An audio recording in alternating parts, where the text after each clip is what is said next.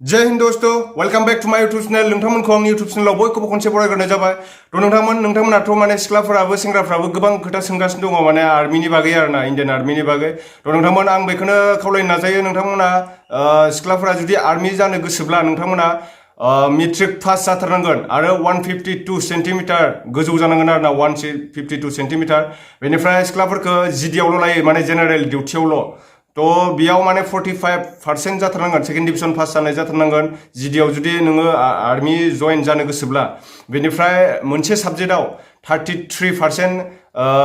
मोननाय जानांगोन आरो बेफोरबायदिनो ओमफ्राय 17.5निफ्राय 21 बोसोरनि गेजेराव जानांगोन 17.5निफ्राय 21 बोसोरसिमखौल'सो लायो बेनिफ्राय आरो जुदि नोङो अफिसार लाइन जानो गोसोब्ला अफिसार जानो गोसोब्ला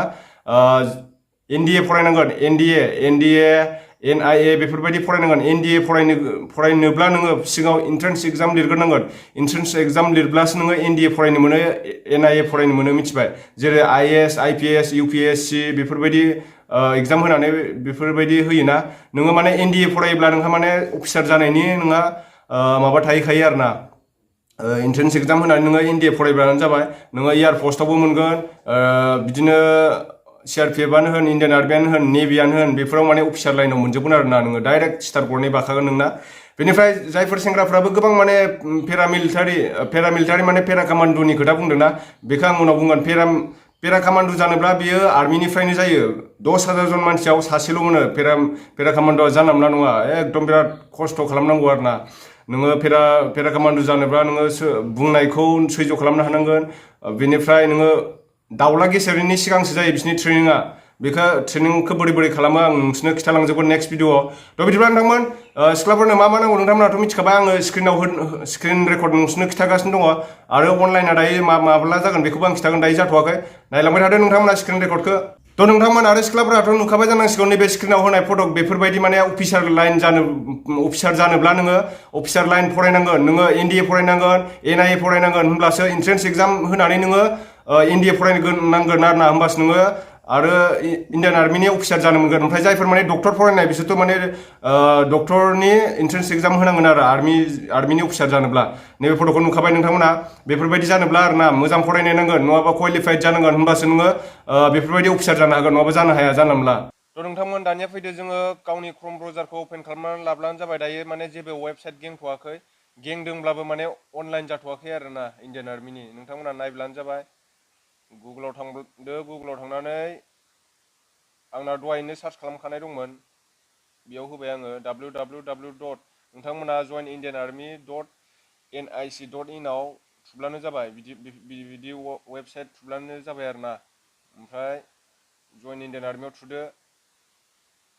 नोंसिना केप्स लक होनाय थागोन दै बेयाव नाम्बारखौ होनानै केप्स लकखौ नोंसोरो माबा खालामब्लानो जाबाय दा जेबो गैथ'वा नै दा अनलाइन जाथ'वाखै मिथिबायना अनलाइन जाब्ला नोंसोरनो बोरै खालामनांगौ बोरै माबानांगौ सब खिथाजोबगोन आं नोंथांमोन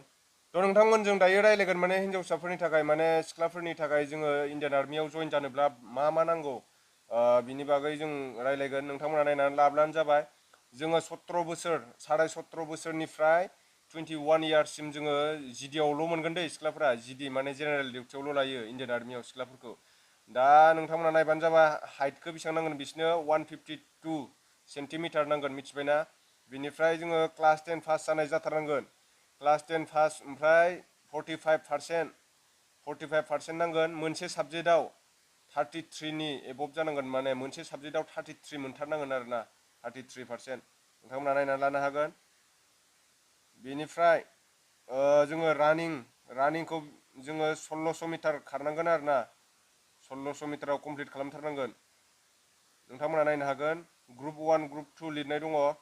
बेयाव लं जाम्पबो जागोन हाइ जाम्पबो जागोन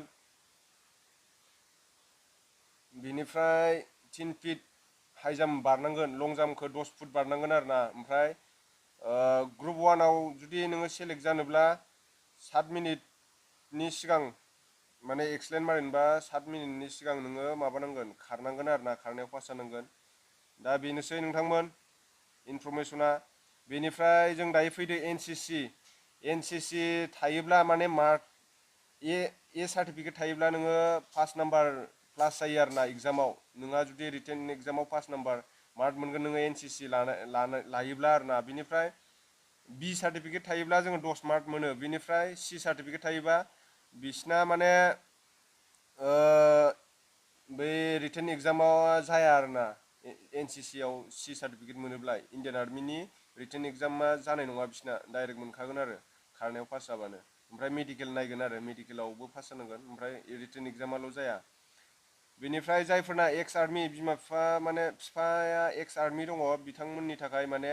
20 नाम्बार मार्क प्लास खालामगोन एग्जामाव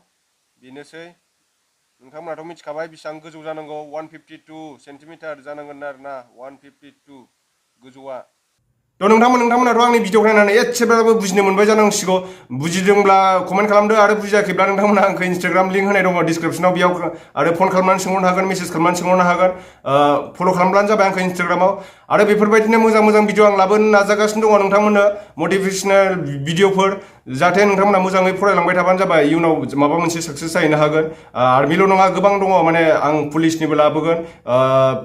लाबोगोन बिदिनो आसाम राइफलनिबो लाबोगोन गोबां लाबोबाय थागोन आरोना बेफोरबायदिनो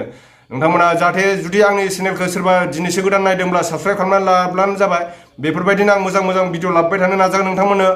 थ' बिदिब्ला नोंथांमोन नेक्स्ट भिडिअ थाबैनो लोगो मोनफिनगोन बाय जय हिन्द